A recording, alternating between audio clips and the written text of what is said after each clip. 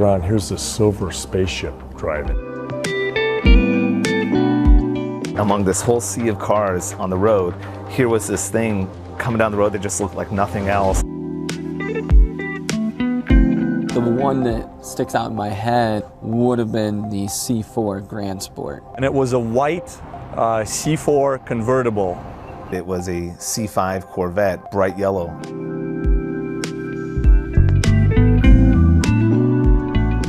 It's this awe-inspiring vehicle. It's an attainable vehicle, but it's also something that is born out of pure function. And quite frankly, by the time you get to 8, it's the full embodiment of what that is.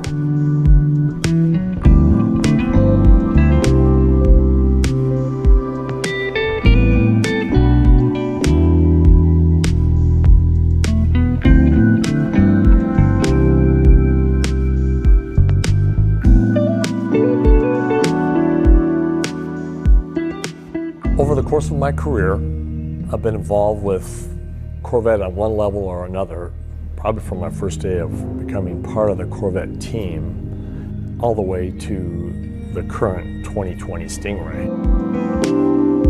I became the director of design for Corvette for the 6th generation. And during the development of each of those, there were probably a few significant key design elements. Those are the heritage of Corvette. What are those elements throughout the years, whether it's proportion, surface, graphics, that you can identify and then distill down to their basic elements in a timeless way.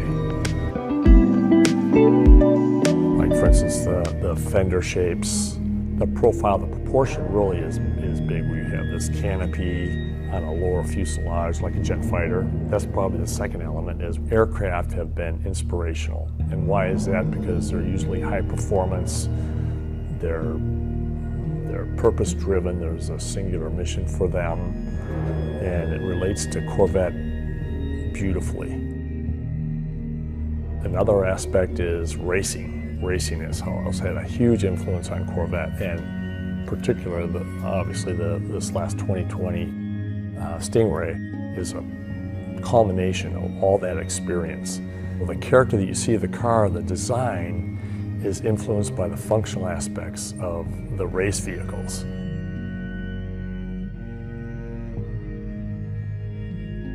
We kind of had that innate history of what's coming from, of the past 2 generations for sure, and now 3.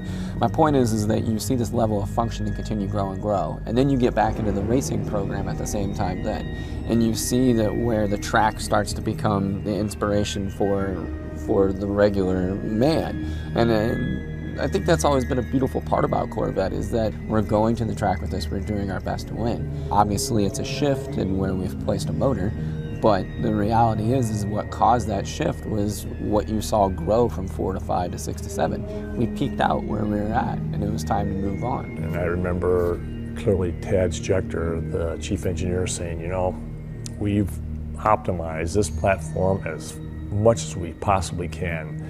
Now it's time to go to mid-engine.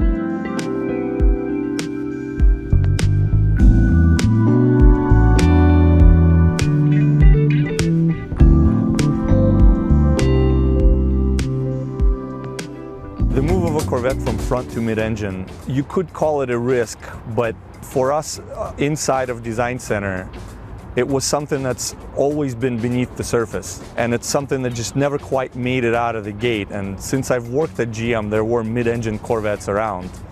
For the past 60 years, since Zora Arkus Duntov was trying to make a mid-engine Corvette, there were many, many iterations.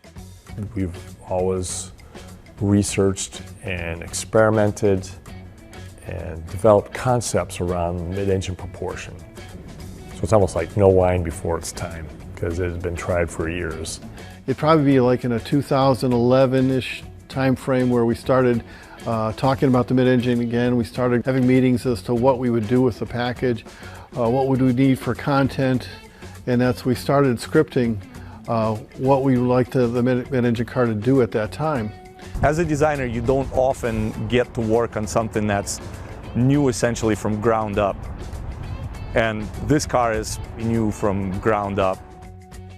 We had 3 full-size models, clay models, with a different theme on each side. We probably had at least 12 scale models. You know, a scale model we would develop for 2 weeks and decide, you know, was there merit to the design? If it didn't have merit, then we would just drop that scale. So we were constantly, you know, churning and reworking scales as we were looking for a lot of themes in that. By moving to the mid-engine layout, what that enabled as far as from a performance figures, as far as interior layout and visibility, going from the C7 Corvette to the C8, the 7th generation Corvette had kind of that arc of driver controls in front of you. And now we were taking it and literally kind of turning it on its side and making it really this 3-dimensional thing that you were sitting in. The difference of how extreme, how much lower the IP is, how much richer all the materials are, how much more sculptural and 3-dimensional the interior space is. I think that's going to be a really big takeaway and something that a lot of people aren't going to be expecting when they get inside of it. If you jump from a current Corvette C7 to the C8, the experience that the customer is going to get, when you start adding that all together, it's hard to look at going to a mid-engine configuration as a risk. It's going to take all those things that the front engine car did and just take them to the next level.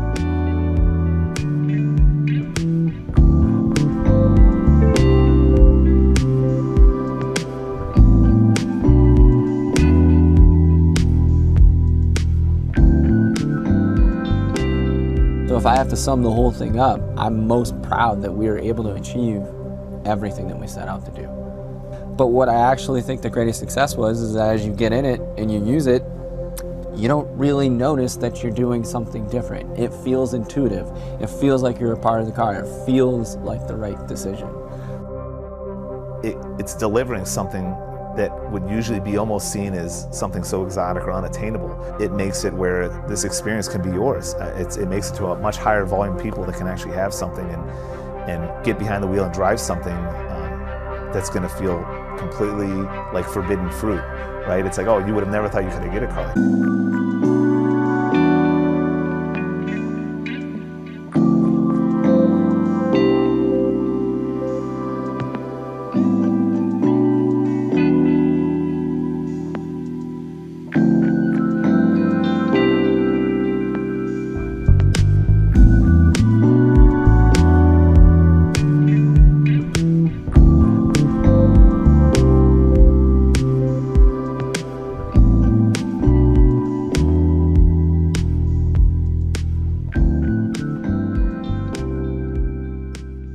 All feel a sense of accomplishment for, you know, finally, this was the right time to work on and introduce a mid-engine Corvette. But I'm here to tell you that that is just the tip of the iceberg. Just imagine where it can go from this point. This is just the beginning.